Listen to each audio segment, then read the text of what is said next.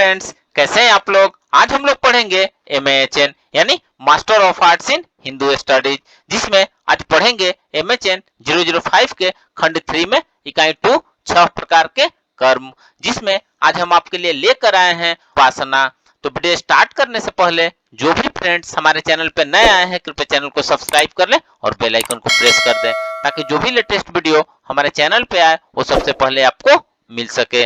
तो आइए ज्यादा टाइम को ना लेते हुए चलते हैं अपने टॉपिक पर। 6 प्रकार के कर्म में उपासना के बारे में पढ़ते हैं। तो आइए वीडियो को स्टार्ट करते हैं। उपासना शब्द का शाब्दिक अर्थ बहुत व्यापक है। साधारणतया लोग उपासना को पूजा से जोड़कर देखते हैं, जबकि उपासना उच्च सर्वोच्च शक्ति से जुड़े रहने और उसे प्राप्त करने का एक अनोखा और महत्वपूर्ण तरीका है, जिसे ब्रह्म कहा जाता है। उपासना किसी देवता या आध्यात्मिक इकाई के प्रति श्रद्धा, भक्ति और कृतज्ञता व्यक्त करने व्यक्तियों को उनकी आध्यात्मिक यात्रा में मार्गदर्शन करने और जरूरत के समय शक्ति और प्रेरणा का स्रोत प्रदान करने के साधन के रूप में कार्य करती है। इसमें ब्रह्म के प्रति श्रद्धा, समर्पण और प्रेम की गहरी भावना विकसित करना शामिल है।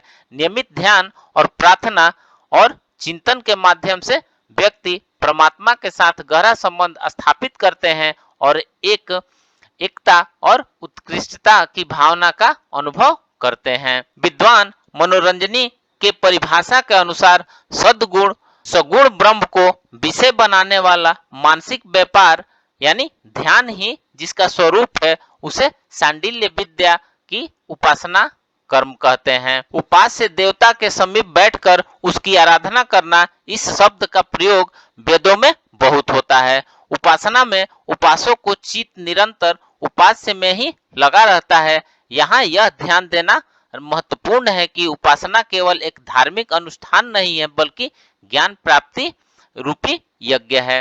वेदांत में वर्णित उपासना कर्म विद्या रूप है। यहाँ विद्या का अर्थ जिस क्रिया के द्वारा उपास्य गुण शक्ति ब्रह्म में उपासक का चित्त स्थिर होता है, वह क्रिया विद्या है। संस्कृत में विद्या शब्द को ज्ञान प्राप्ति की उस प्रक्रिया के रूप में परिभाषित किया गया है, जिसके माध्यम से मन को उपासना की वस्तु के गुणों और विशेषताओं, विशेष रूप से दिव्य और सर्वव्यापी ब्रह्म की ओर निर्देशित किया जाता है। मन को ब्रह्म के दिव्य गुणों पर स्थित करने की इस क्रिया को विद्या कहा जाता है। जगत गुरु शंकराचार्य की व्याख्या उपासना को स्पष्ट करते हुए कहती है कि उपास्य को शास्त्रोक्त विधि से अपने मन लगाकर उसके निकट बैठकर अर्थात पहुंचकर उसके साथ एकता का अनुभव करने के लिए अपने विचारों के लगातार उसी पर केंद्रित करना और उसी के ध्यान में लंबे समय तक लीन रहना ही उपासना कहलाती है। नित्य कर्मों का व्यक्ति पर परिवर्तनकारी प्रभाव पड़ता है, जिससे व्यक्ति का मन शुद्ध तथा अशुद्धियों से मुक्त हो जाता है। इस शुद्ध मन के प्रति शक्ति को बढ़ाने, एकाग्रता को विकसित करने और मजबूत करने के साधन के रूप में उपासना सहायक होती है। पुरुषाधीन उपासना और भौतिक संपत्ति में निहित ज्ञान के बीच अंतर को स्पष्ट करने के लिए एक शब्द गढ़ा गया है।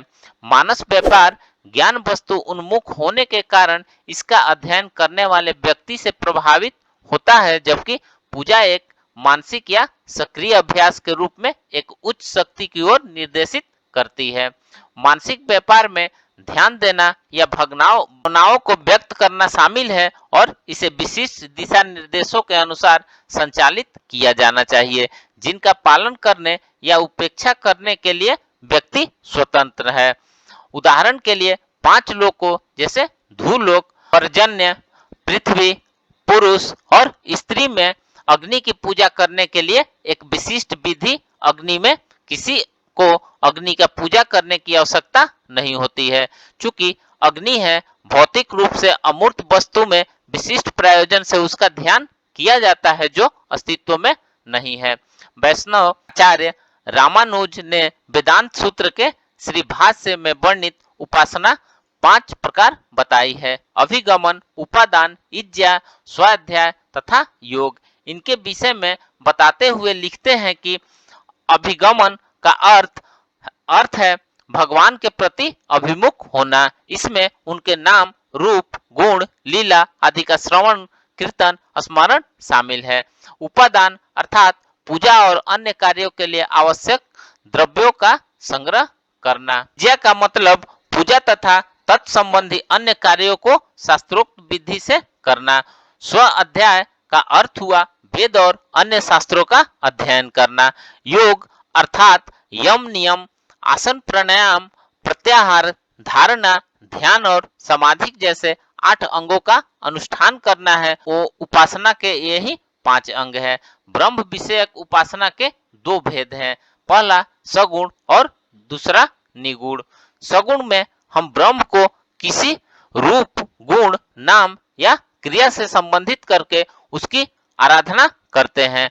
हमें शास्त्रों में बताए गए बाहर के साधनों का उपयोग करते हैं, जैसे यज्ञ, याग, पूजा, तप, व्रत, दान आदि, या फिर परंपरा के अनुसार किए जाने वाले साधनों का उपयोग करते हैं, जैसे गायत्री, ओमकार, प्रणव, महामृत्युंजय, श्री राम, श्री कृष्ण, शिव, दुर्गा, गणेश, हनुमान आदि की उपासना। सगुण उपासना का लक्ष्य मन को एकाग्र करना और ब्रह्म के साथ एकता का अनुभव करना। आइए नेक्स्ट देखते हैं निर्गुण उपासना। हम ब्रह्म को किसी रूप, गुण, नाम या क्रिया से रहित मानकर उसकी आराधना करते हैं। हम केवल अंतर्मुखी साधना ही करते हैं, जैसे श्रवण, मनन, निधि। श्रवण का अर्थ है गुरु या शास्त्रों से ब्रह्म के बारे में सुनना। मनन का अर्थ है ब्रह्म के बारे में विचार करना। निधिध्यासन का अर्थ है ब्रह्म के बारे में ध्यान करना। निर्गुण उपवास का लक्ष्य है ब्रह्म विद्या को जागृत करना और ब्रह्म का साक्षात्कार करना। प्रश्न यह उठता है कि जब उपासना 2 प्रकार की होती क्या मात्र सगुण उपासना से ही ब्रह्म की प्राप्ति हो सकती है? इस शंका का समाधान गीता में प्राप्त होता है। दोनों ही उपासनाओं से ब्रह्म का साक्षात्कार हो सकता है, परंतु निर्गुण उपासना करना बहुत कठिन और दुर्बल है। इस विषय में गीता कहती है कि जिन लोगों का मन भगवान में अभिव्यक्त यानी निर्गुण रूप से आसक्त होता है, तो उनके लिए भगवान की अनुभूति का मार्ग अति दुष्कर और कष्टों से भरा है। अत्यंत रूप की उपासना देहधारी जीवों के लिए अत्यंत दुष्कर है। इसको कल्पतरु में इस प्रकार से बताया गया है कि जो मंद, दुर्वासना वासित अंतःकरण करने वाले होते हैं, वे वैराग्य के अभाव से श्रवणादि साधनों से हीन होने पर निर्विशेष पर ब्रह्म का साक्षात्कार करने में अक्षम होते हैं। फिर भी वे सविशेष निरूपण सगुण ब्रह्म की उपासना करके उनकी अनुकंपा प्राप्त करते हैं। सगुणोपासना रूपी फल सगुण ब्रह्म की उपासना से प्राप्त होती है। सगुण ब्रह्म की उपासना के अभ्यास से मन उसी ब्रह्म में एकाग्र होने पर वह उससे उपाधि कल्पना करने पर वह निरुपाधिक ब्रह्म भी सापोधिक होकर प्रकट हो जाता है। एक जन्म में उपासना करके मोक्ष नहीं मिलता है, क्योंकि वहां दुर्वासनाओं ने मन को अशुद्ध किया है। इसलिए सगुण उपासना करनी चाहिए, जिससे मन को शुद्धि और ब्रह्मलोक तक पहुंचा जा सके। और ब्रह्मलोक में श्रवणादि द्वारा ही ब्रह्म का अनुभव होता है और मुक्ति प्राप्त होती है। अतः इस परम लक्ष्य की प्राप्ति के लिए केवल सगुण गुण की ही नहीं, उपासना भी करनी चाहिए।